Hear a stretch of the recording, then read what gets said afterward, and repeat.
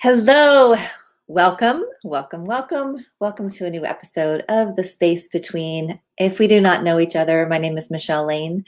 I am an embodiment coach, self-mastery mentor, quantum numerologist, and I get really excited about helping women step into their personal power to realize their body's ability, their mind's ability to come together and create wholeness in these places that we've been in habit of creating stress, and really opening ourselves up to what's possible in life when we move beyond these areas of what we've only known before. So the space between welcomes us into the conversation of where we are now and where we want to be, where we are now and where we might want to see ourselves in the future, and to allow ourselves that opportunity to love and accept ourselves right now in this moment and be able to still move towards what we want. So thank you for joining me. And today I want to have this conversation all about peace as the natural body state of being. And then if it is our natural body state of being, why do we complicate it? Why does it become all the other things, the frustration, the anger, the stress, the overwhelm, the irritation? And I've had this sentence set aside from a conversation this morning that I had in group in the podcast with Joy Kingsborough and Arlene Bibamento. Sorry, I just butchered your last name. Peace. And what does it feel like to have peace in the body? I think for a lot of us, that is what we're looking for. We're looking for peace in our daily lives, peace in our world, peace in how we want to feel in our body. And I can tell you that on this journey that I've been on, I was highly wound in stress and anxiety. I kept so busy that I would exhaust myself day after day with the amount of things I could accomplish or get done. And there was this moment where something changed, where I realized I can't keep going like this. I'm not being the best mom I can be for my kids. I'm not even mentally functioning at the capacity that which I wanted to and desired to. It wasn't clear. Things got fuzzy. And over time, my body just slowly began to break down. It wasn't until we went through our biggest storm in life, like the most stress I've ever felt, that I began to realize that it's in the moments, in the present moment, in the moments that we can capture, where we can find just a few moments of peace. And by acknowledging that, we can find a few more. And where this came to be true for me was as we were going through a huge shift in our business in 08 to 013, when that first wave of economic crash and downturn came in, we were in the building materials industry. And so when you have home loans go awry and all these markets kind of collapse, so does certain industries. So we watched and witnessed something we'd built for 20 years begin to unfold. It wasn't in our control. And yet we fought so hard to hold on to something that we had built for so long, until the fight became a feeling state in our body, the stress, the continuous stress in what's happening next, in the money that was being lost, the jobs we had to let go of, the people that we'd been in our employ for so long, having to let them go. It was all a process of letting go of what we weren't in control of. But until you recognize that, there's this fight to stay alive, this fight to succeed, this fight to prevail, which is our human nature. Our discernment comes in this beautiful moment of, is it worth holding on to? And what are we fighting for? Because we weren't fighting for peace anymore in that moment. We were fighting for being right. We were fighting for a wrong that we felt, an injustice happening. And all of it's good. All of it led to this huge surrender in it's okay to let it go. We were going to be okay, and the stress we were fighting wasn't worth keeping. And I look back on that today as we talk about peace being our body's natural state, and it feels like once that surrender takes place, the journey is in becoming more peace. And so often, what we were doing before isn't what's going to get us where we want to be. Our habits, our beliefs, our behaviors. And it's until we are willing to look at some of those areas that change truly doesn't occur. Like if we don't want to see it and we don't want to see ourselves in it, we don't want to take responsibility for it, then the changes that are available to us never get realized. So what are we so afraid of in allowing ourselves feel into peace? Why does it become so complicated to let go of the fight? The rightness, the way we did it before, the way we think or made meaning to it had to be this way. And I think of that in just in terms of how things are happening in life right now, life events, let alone our own specific worlds, right? Our mind is conditioned for lack. Our mind is conditioned to run at a negativity bias. And for some, this is information we know. And for others, this could be new information for you. And welcome. It's okay. I think the fascinating thing that I love most about transformational work is those moments where we understand that as humans, we're going to be imperfect. Like the soul within us is perfect, but the body, the human experience is imperfect. And so even knowing that we complicate or overthink or make it harder for ourselves sometimes in the way that we feel about things, in the way that we make meaning to things, in the way that we experience life, it's still so beautiful in the patterns that get constructed from it, because the mind also wants beautiful automation, efficiency. And we get sometimes looped into that automation and efficiency, whether we're conscious of it or not. And as we expand our awareness and expand our consciousness, things, behaviors, patterns, habits become into our awareness. Our unconscious, our subconscious patterns begin to arise. And it's in this moment, in my experience, where we begin to look for a problem. We look for something to be wrong. There's an ache, there's a pain in the body. You can feel the mind ramping up. Maybe where judgment or comparison come in really strong. And if we don't know differently, then we can fall prey to what's going to be coming in. It's like a child who's not being directed and is just, going whatever way they want to go. And maybe they're driving the bus and they're just like crashing through stuff and doing what they want to do. And we forget that that's the mind. And then we have the body, and then we have ourselves. And we are not the emotions we experience, and we're not the events that happen to us in life. We're not our past. They're a part of us. Our identities get created around that, but it's not who we truly are. And it's in remembering and finding these peaceful states that we get these glimpses of who we really are. When we create spaciousness in our mind, when we create spaciousness in the body to feel the peace, we recognize that we can do it again. We can do it more. And what if in this moment,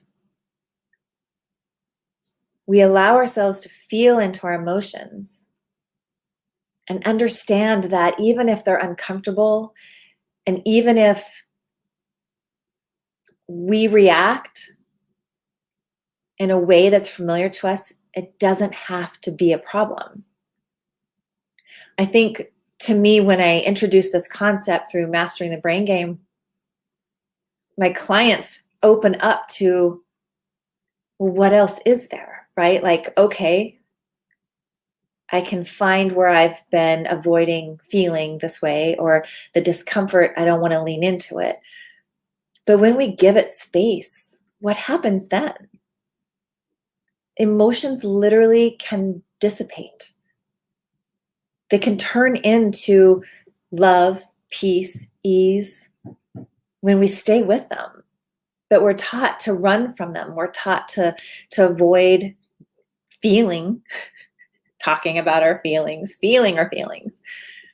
And yet, in that simple decision to stay a little bit longer, we actually can experience the transmutation from one emotion to another, one emotional state to another, from frustration into more ease, from irritation into more peace.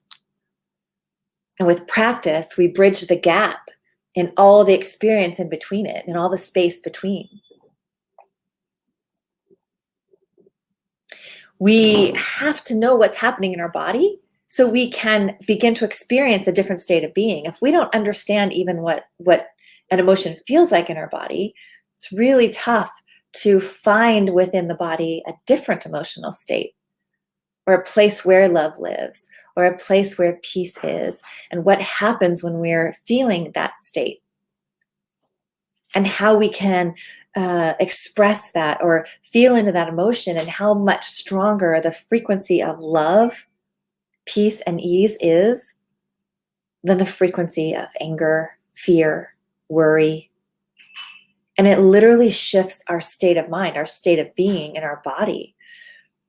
And so this weekend, having this beautiful opportunity to teach Activate Your Body Wisdom workshop, it was so simple in allowing ourselves to feel what's happening, allowing things to rise up, whatever problems or issues or circumstances were happening, and being able to work through those moments to come to awareness that we aren't able to access when our body's in this state of fight or flight, when it's in the resistance of the worry, of the stress, of the fear, of the grief, of whatever other emotion arises.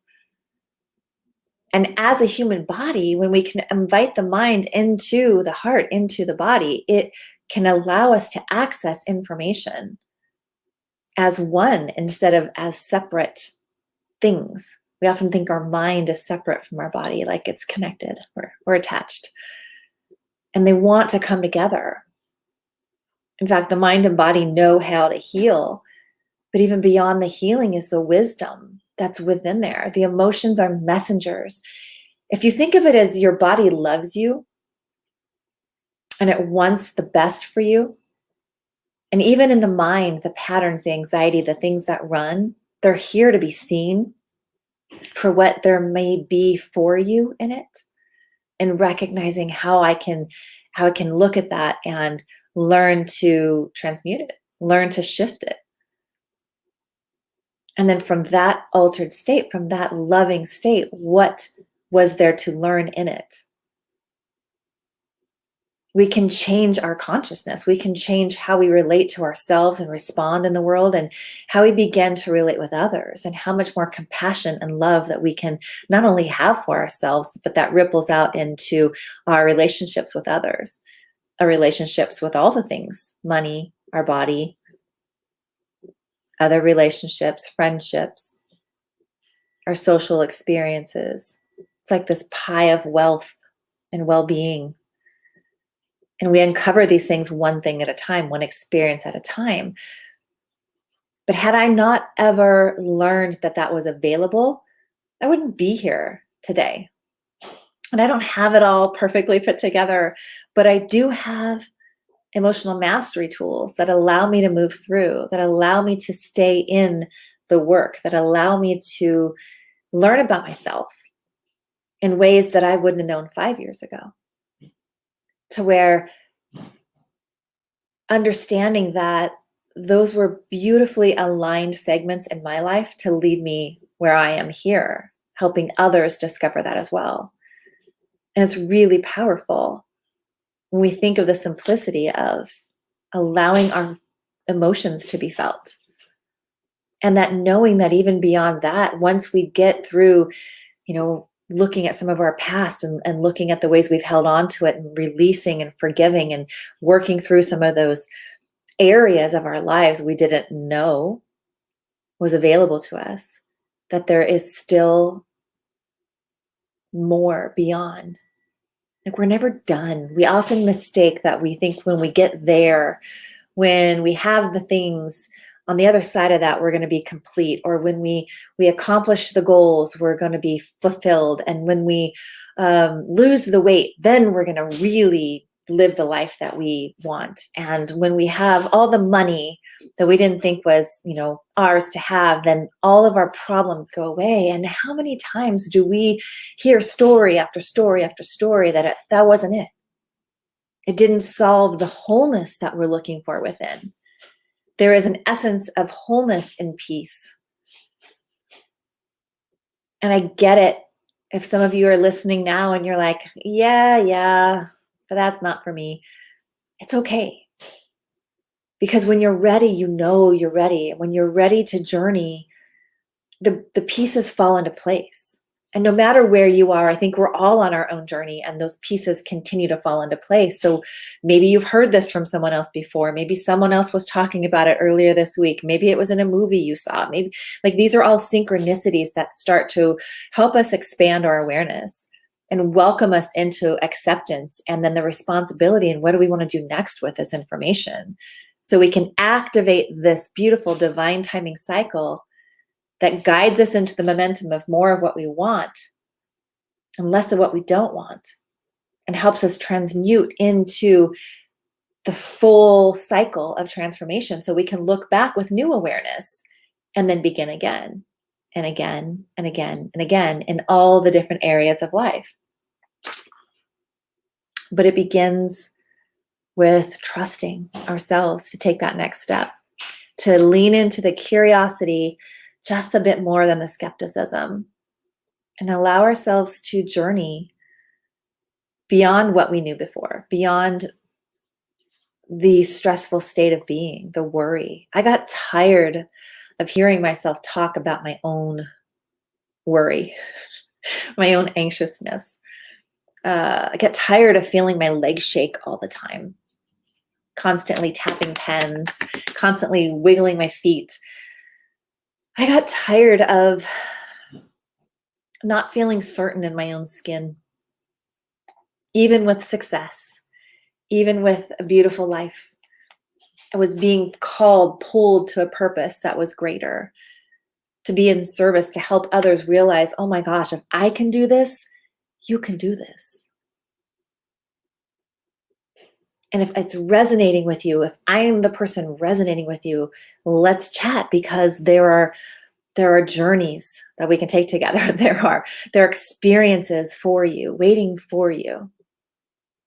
So I invite you to that, whatever, whoever, however information arises to you. I invite you to lean into that curiosity just a little bit more. Because the peace, when you find it, you'll want more.